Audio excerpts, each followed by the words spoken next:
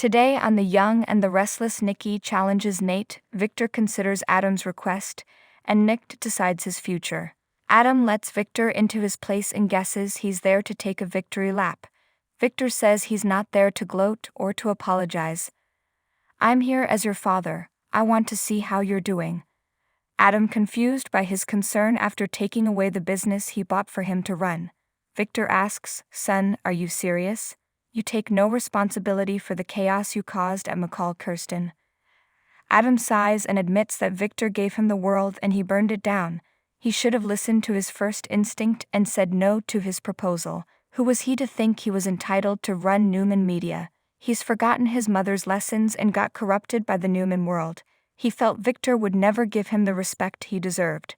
Adam explains how he can't help himself from having to prove that everyone else is wrong, and he's right. Victor tells him, "You're my son, I love you. Where do we go from here?" At Society, Sharon asks Nick to help her run Kirsten. Everything has lined up now that Victor handed her back the company. Nick points out that his father has asked him to do a very big job, and with his mom going to Newman Media, it's the logical next step. Sharon asks, "Is that what you want?" "The fact that you can't make up your mind tells me it's not."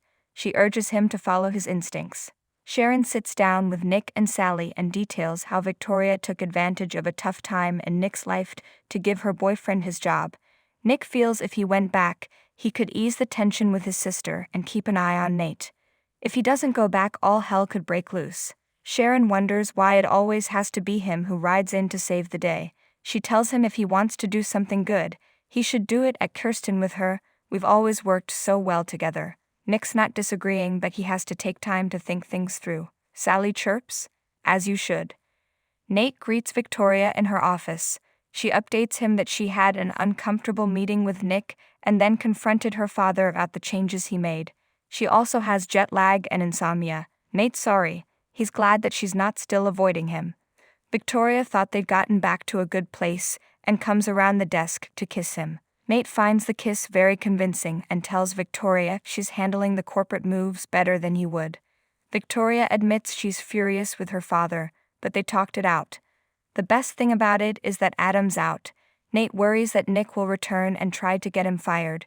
Victoria strokes Nate's chest as Nikki appears and asks if she's interrupting something.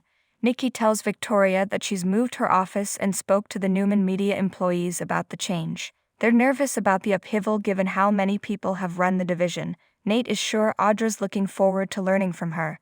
Nikki says the transformation isn't complete yet. They need Nick to come back and take her position. At Society, Sharon leaves Nick and Sally to talk.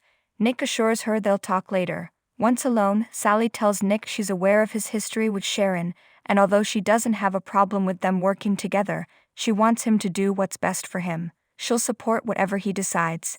Nick admits it's not easy. Sally can't help worrying where Adam will end up in all of this. Between this and losing Ava, he has to be devastated. Nick nods. Maybe he will finally learn some humility. Sally gawps, "Wow, that's cold." Nick says losing the baby was devastating, but Adam has built up some bad karma. Sally stops him, "Hold on, you're not implying that Adam deserved that loss, are you?" Nick tells Sally of course he's not saying that. No one deserves to lose a child. It's just that she doesn't know Adam the way he does or the levels of damage he's caused him and the people he cares about. It's inevitable that he suffers a similar kind of pain. Sally has done things to hurt people. Is her suffering inevitable? Nick stammers no, and wants to talk about something else. Sally responds, "Okay." She's excited about her new interior design firm. Nick tells her she's very talented and will have massive success. Sally can't believe it's a reality. Nick assures her that the minute she gives his financial team her business plan, she'll be off and running. At Adam's place, he tells his father that where they go from here is anyone's guess. He made amends with Nick and Sharon and has to resent his life. Victor wants details. Adam shrugs that they could all pretend not to know him. Victor doubts anyone could pretend not to know him given the things he's done. Adam suggests they could treat him like a new member of the family by letting him work his way up in the business, the way it should have been all along. Victor reminds him he once made the men's room his office. Adam hasn't forgotten, although that's not what he has in mind. "Let me put in the hard work, let me put in the time." Let me rise or fall on my own merits. Maybe I can finally change Nick and Victoria's opinions of me, and maybe I can finally give you the family unity that you have always wanted, Dad. Victor says, there's only one problem. Victor finds the idea of a new path admirable, but he knows Adam. His darker side will emerge and whatever he accomplishes is ruined. Adam says that this time is different. I have nothing left to lose. He's humbling himself and asking to start at the bottom. Maybe at some point he'll turn into a normal human being and erase some of the damage he's caused. Victor will think about it. If his intentions are sincere, he's impressed. I'll be in touch, Victor says as he walks out. Sharon visits Maria at the Chancellor estate and her daughter tells her that Tessa's photo shoot is going well. She confides that she thinks she made a mistake by moving in there. Everything is unfamiliar to Aria, who is scared and confused. Sharon assures her she didn't screw up. Babies are adaptable. They just need to be with the people who love them and take care of them, and they're fine. Sharon's worried about Mariah. It's normal to feel anxious and scared about the hearing loss. She tells her daughter that she's a really good mom. Mariah frets that they don't even know what she's facing in the future yet. Sharon guesses she's been looking up worst-case scenarios on the internet and urges her to take things one step at a time. Sharon assures Mariah that they're all going to get through this. They'll face this challenge and anything else that gets in their way. Maria wants to believe it, but it's 24 hours a day of what-ifs. What if the surgery doesn't work? What if Aria is permanently deaf? Maria knows she needs a distraction and asks Sharon to tell her about the business. Sharon grins. Well, it's funny that you ask about that. Maria's stunned and happy to hear that Victor gave back Kirsten with no strings attached. Sharon is counting on her to work with her. They embrace. Maria asks how Adam fits into all of his. Sharon says he doesn't. Maria breathes. Thank God. Sharon's doing this strictly on her own. Unless she's lucky enough to have Nick by her side. Victor joins Nikki and Victoria at Newman Enterprises. None of them have heard from Nick. Nikki suggests that if Nate is the stumbling block for their son, he should step down from his position. Victor understands why she would suggest that, but he wants to see what Nick has to say first. Victor and Victoria leave for a meeting and Nikki asks Nate what he would have done if Victor had agreed with her about him stepping down. Nate guesses Nikki wants to know if he'd have made the noble gesture of stepping down right then and there. Nikki would remove noble from the quotient, but yes.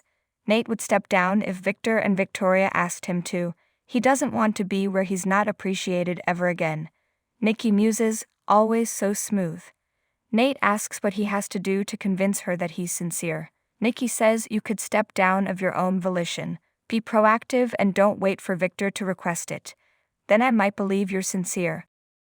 In the park, Nick thinks back to him joining Newman Enterprises with Victor for the first time. Victor told him it was one of the proudest moments in his life. He then flashes to him and Sharon buying the coffee house. Adam happens along and says, "You look like a man with a lot on his mind." Nick says, "Yeah, and it's all thanks to you, Adam." Adam congratulates him on going back to Newman and insists he's truly, truly sincere. Nick muses, "Okay, so this is the new humble, Zen Adam I've been hearing so much about." Adam relays that he just spoke to their father. Nick mocks, "What did you do? Tell him you were going to change and be a better you?" Adam says yes and explains that he offered to work his way up. Nick figures their father bought it, he's his biggest fan. If anybody has eternal hope for your redemption, it is our father. Adam's not so sure about that. Nick tells Adam they've been on good terms and then, like clockwork, he blows it all up. He thinks it would be nice to have a brother he could count on. Adam insists things have changed for him. In a strange way, Victor has set the stage for them to figure out who they are and what they want. Maybe that was his plan all along. Sally enters her suite, plunks down her purse and sighs. She picks up some sketches she's been working on and suddenly gets an idea. She makes some changes. She's still working when a knock comes at the door. In the peephole, Sally sees it's Adam, so she fluffs her hair and lets him in. He notices her sketches and marvels that she's starting her own empire. Sally's taking it one step at a time. Adam's happy for her, she needed this. He predicts that she'll knock it out of the park. Sally is worried about him. He needs something too. Adam has a plan and he's real close to making it happen, just one step at a time.